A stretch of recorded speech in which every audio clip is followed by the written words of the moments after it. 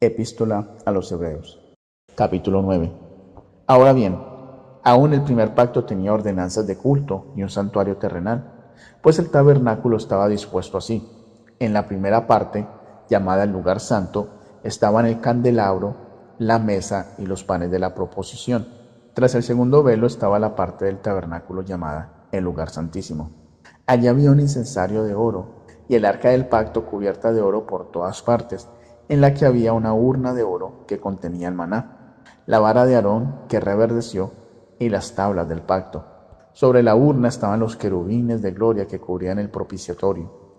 De estas cosas no se puede ahora hablar en detalle. Así, dispuestas estas cosas, en la primera parte del tabernáculo entran los sacerdotes continuamente para cumplir los oficios del culto, pero en la segunda parte solo entra el sumo sacerdote una vez al año, llevando la sangre que ofrece por sí mismo y por los pecados de ignorancia del pueblo. El Espíritu Santo da a entender con esto que aún no se había abierto el camino al lugar santísimo, entre tanto que la primera parte del tabernáculo estuviera en pie, lo cual es símbolo para el tiempo presente, según el cual se presentan ofrendas y sacrificios que no pueden hacer perfecto en cuanto a la conciencia al que practica ese culto, ya que consiste solo de comidas y bebidas, de diversas purificaciones y ordenanzas acerca de la carne, impuestas hasta el tiempo de reformar las cosas. Pero estando ya presente Cristo, sumo sacerdote de los bienes venideros, por el más amplio y más perfecto tabernáculo, no hecho de manos, es decir, no de esta creación,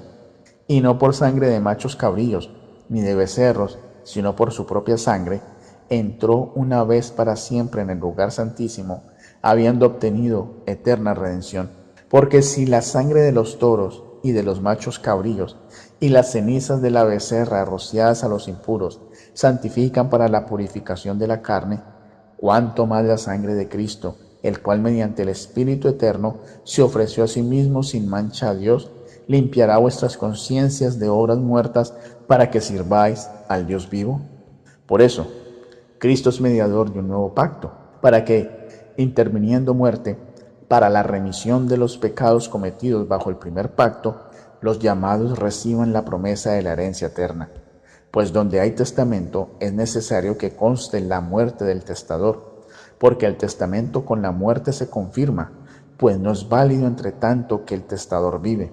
de donde ni aun el primer pacto fue instituido sin sangre, porque habiendo anunciado Moisés todos los mandamientos de la ley a todo el pueblo, tomó la sangre de los becerros y de los machos cabríos, con agua, lana escarlata e hisopo, y roció el mismo libro y también a todo el pueblo, diciendo: esta es la sangre del pacto que Dios os ha mandado. Además de esto, roció también con la sangre el tabernáculo y todos los vasos del ministerio, y según la ley, casi todo es purificado con sangre, y sin derramamiento de sangre no hay remisión. Fue, pues, necesario que las figuras de las cosas celestiales fueran purificadas así, pero las cosas celestiales mismas con mejores sacrificios que estos, porque no entró Cristo en el santuario hecho por los hombres, figura del verdadero, sino en el cielo mismo, para presentarse ahora por nosotros ante Dios. Y no entró para ofrecerse muchas veces, como entra el sumo sacerdote en el lugar santísimo cada año con la sangre ajena. De otra manera, le hubiera sido necesario padecer muchas veces desde el principio del mundo. Pero ahora, en la consumación de los tiempos, se presentó una vez para siempre por el sacrificio de sí mismo, para quitar de en medio el pecado. Y de la manera que está establecido, para los hombres que mueran una sola vez, y después de esto el juicio, así también Cristo fue ofrecido una sola vez para llevar los pecados de muchos, y aparecerá por segunda vez sin relación con el pecado, para salvar a los que lo esperan.